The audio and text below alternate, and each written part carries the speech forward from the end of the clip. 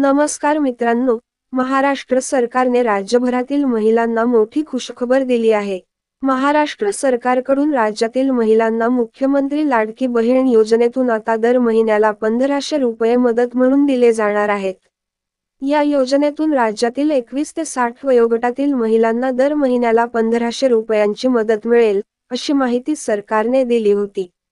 परंतु आता या योजनेत नवीन बदल करण्यात आलेले आहेत। ते बदल कोणते ते आपण पाहणार आहोत। आपण जर चॅनलवर नवीन असाल तर डिजिटल नॉलेज या यूट्यूब चॅनलला लाईक, शेअर आणि सबस्क्राईब करा, म्हणजे नवनवीन माहिती आणि व्हिडिओ तुम्हाला मिळत जाईल। चला तर मित्रांनो, व्हिडिओला सुरुवात करू।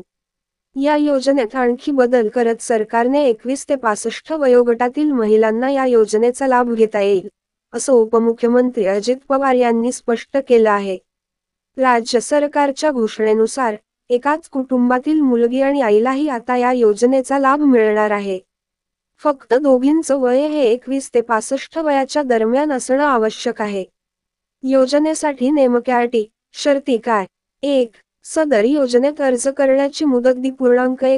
जुलै 2024 ते जुलै 15, 2024 पर्यंत ठेवण्यात आली होती।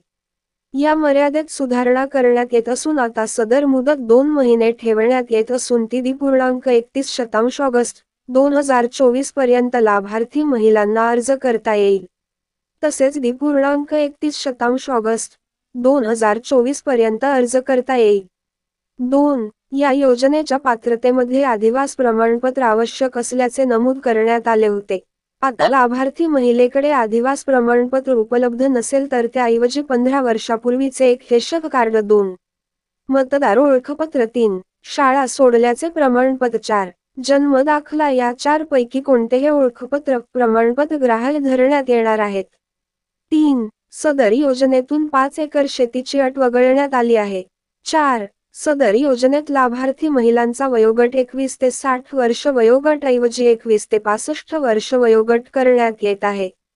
5. परराज्यात जन्म झालेल्या महिलांनी महाराष्ट्रातील अधिवास असणाऱ्या पुरुषाबरोबर विवाह केला असेल तर अशा बाबतीत त्यांच्या पतीचे 1 जन्म दाखला, 2 शाळा सोडल्याचे प्रमाणपत्र, 3 अधिवास प्रमाणपत्र ग्राह्य धरण्यात येईल। 6. रु.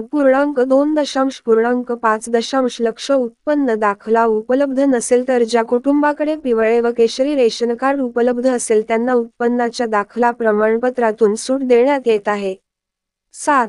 सदर योजनेत कुटुंबातील एका पात्र अविवाहित महिलेला सुद्धा या योजनेचा लाभ देण्यात येणार आहे। या महिलांना मिळणार नाही योजनेचा लाभ। महिलांच्या कुटुंबाचे एकत्रित उत्पन्न 2,50,000 रुपयांपेक्षा जास्त आहे, अशा कुटुंबातील महिलांना योजनेचा लाभ मिळणार नाही। 4चाकी वाहन, ट्रॅक्टर वगळून नावावर असल्यास तसेच शासकीय सेवेत नियमित, कायम कर्मचारी, कंत्राटी कर्मचारी किंवा मंडळ, उपक्रम आदी तत्वावर केंद्र तसेच राज्य शासनाच्या सेवेत कार्यरत कर्मचाऱ्यांना लाभ मिळणार नाही। दरमहा 1500 रुपये। प्रत्येक पात्र महिलेला तिच्या स्वतःच्या आधार लिंक केलेल्या थेट लाभ हस्तांतरण सक्षम बँक खात्यात दरमहा 1500 इतकी रक्कम दिली जाईल।